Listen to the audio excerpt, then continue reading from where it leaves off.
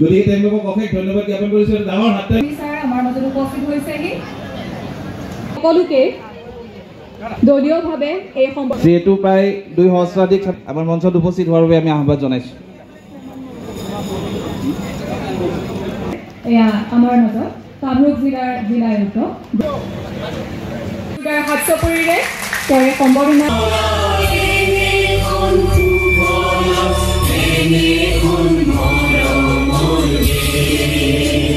সম্বৰ্ধনা জনাইছে। যিখন মহাবিদ্যালয়ৰ বাকৰিত আজি আমি এতিয়া উপস্থিত আছো, সেই মহাবিদ্যালয়খনৰ অধ্যক্ষ জাতিৰে তেওঁক সন্মান যচা হৈছে।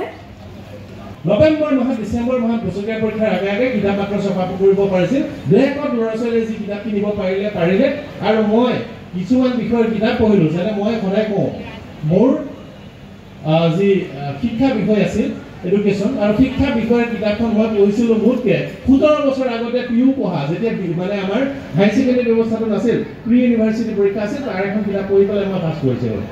সেই দুৰ্ভাগ্যজনক অৱস্থাৰ পৰা আহি আজি কিছু ভাল পৰিৱেশলৈ ছাত্ৰ ছাত্ৰীসকল আহিল।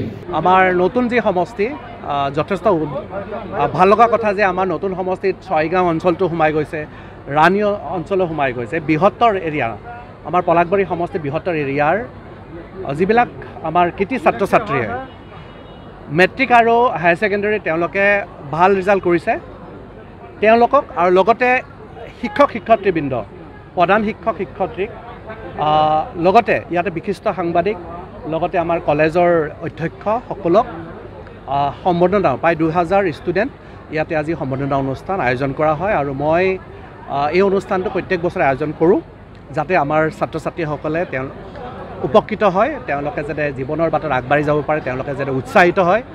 আৰু আজি দেখা গৈছে যে আমাৰ এই অনুষ্ঠানটোত আমাৰ মুখ্য অতিথি হিচাপে আমাৰ DC কামৰূপ আয়ুক্ত দেৱকুমাৰ মিশ্ৰ ডাঙৰীয়া আছে, আমাৰ আসাম ছায়েন্স এণ্ড টেকনলজি ইউনিভাৰ্চিটিৰ সন্মানীয় ভাইচ চেঞ্চেলৰ মহোদয় ইয়াতে আছে, আমাৰ শিক্ষাগুৰু বহুখিনি বিশিষ্ট ব্যক্তি আজি উপস্থিত থাকে।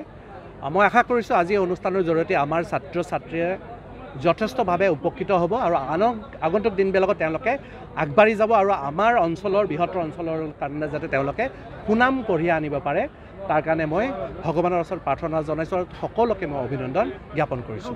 পলাশবাৰী সমষ্টিত যাতে 126টা সমষ্টিৰ ভিতৰত এখন জাগত জিলিকিত সমষ্টি হিচাপে আমি গঢ়ি তুলিব পাৰোঁ, তাৰ কাৰণে আমি সকলো ৰাইজ মিলি সকলোৱে যাতে আমি আমাৰ দায়িত্ব পালন কৰোঁ আৰু যাতে আমি পলাশবাৰী সমষ্টি বিগত সময়ছোৱাত আমি 4 বছৰত পলাশবাৰী সমষ্টিত বিশেষভাৱে IIM যি আহিছে আমাৰ 126টা সমষ্টিত এখনে IIM হ'ব, সেইখনে পলাশবাৰী সমষ্টিত হৈছে।